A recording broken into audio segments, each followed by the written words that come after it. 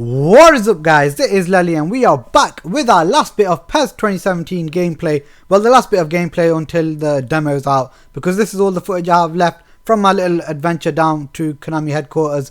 And first of all guys, I hope you have enjoyed everything I've put up. If still you got things you want to ask me, again shoot them down in the comment section. I'm always happy to get back to you down there. Just to let you guys know, this time I'm playing as Barcelona against Pep, who's playing as Atletico Madrid. Again, we were both testing things, so don't expect the highest quality match. And I want to quickly clear something up about yesterday, because yesterday I said that there was a rumour that the game had been sped up. Well, within hours of uploading that video, Konami had contacted me, so I cannot accuse them of not listening to the community, because within hours they had got back to me and told me that them rumours were nothing but false rumours. The game has not been sped up, and they were actually asking me where I heard the rumours. I told them, it was all over the internet, in Twitter and places like that.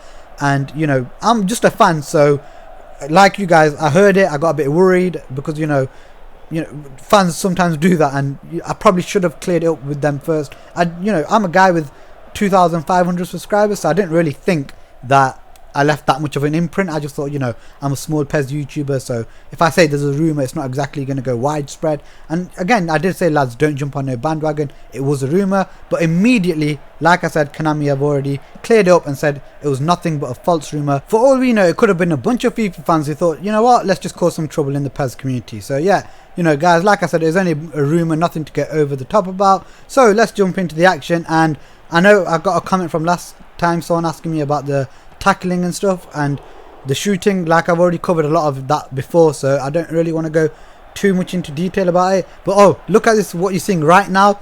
The only time that happened where I kind of went past a defender where I thought I should have been tackled, and it had to be against PES, didn't it? So yeah guys, like, that was the only time that happened pretty much throughout the whole day, where anything that didn't look right or anything, it only happened in my favour against PES. So it just had to be, didn't it? But yeah, as I was saying, the shooting and the referees, which were a lot of people's concerns, I think, some people think the shooting looks too fast. I think, personally, I think it looks a tad too fast, but it's not game breaking or anything like that for me, because they are well balanced out with the goalkeeper. So that's what I'm pretty much going to say about the shooting. And with the referees, again, like I've said before, the refs look strict, but technically they get the fouls right. So even though you can't see the slightest bit of contact on the player first before he gets the ball, every time I look at the replay, I cannot argue with the decision that the ref has made. Now, in this goal you lot just seen, you could see that the defender doesn't jump for the ball. Well, at that moment, someone shouted Seppo's name, and he was stupid enough to look away from the screen, and it just proves that the defending isn't automatically happening for you.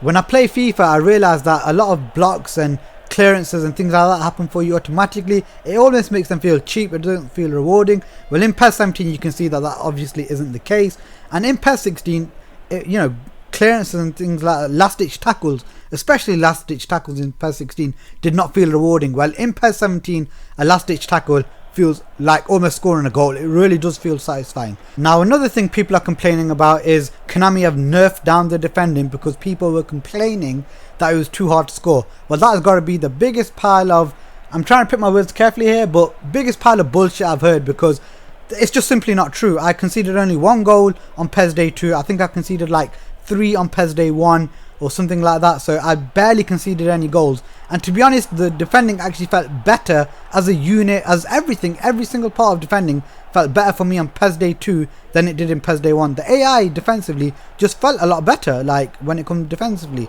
So I had no problems in defending. Now, if you're seeing more goals in PES Day 2 than you are in PES Day 1, it's because this game isn't FIFA. You can't just play PES Day 1 and get, the best of PES 2017 in 10 minutes. You play FIFA, you'll get the best out of that game very quickly. It's not hard.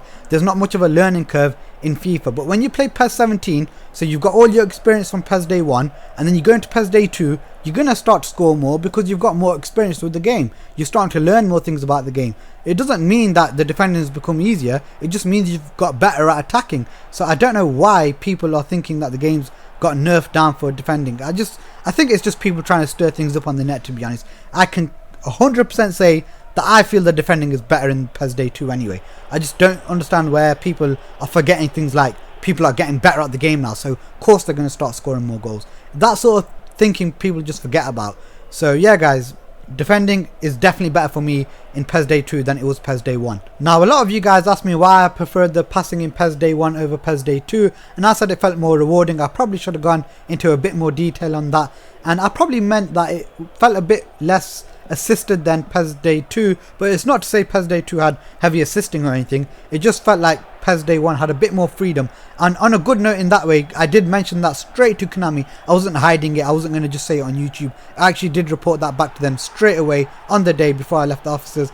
And one of the guys at Konami, whose name is Asim, a lot of you guys might already know him on Twitter, he said to me that on the next build that he's already played, that the passing does feel a lot less or a lot more freer, so it feels less assisted. And you know, I was already happy enough with this one anyway. I just said that I preferred the one in PES Day 1, and he said that the passing does feel probably closer to PES Day 1 than it does PES Day 2. Like I already said, it's not like the passing was miles apart from the 2 days. They were very close. I just felt like I preferred PES Day 1's passing, and if what Asim says is true, then you know, you guys are in for a better treat than I was on PES Day 2, and I didn't really think I'd be saying that right now anyway. Before I end the video, there was one quick thing which has just popped into my head, and it is a comment from, I can't remember who exactly, but they asked me, do slide tackles feel magnetized to the ball? And I know exactly what he means, because in PES 16 it felt like they would just slide in so many different weird ways, and it'd always end up getting the ball even though you didn't think it was possible, and it just didn't feel right. Well, in PES 17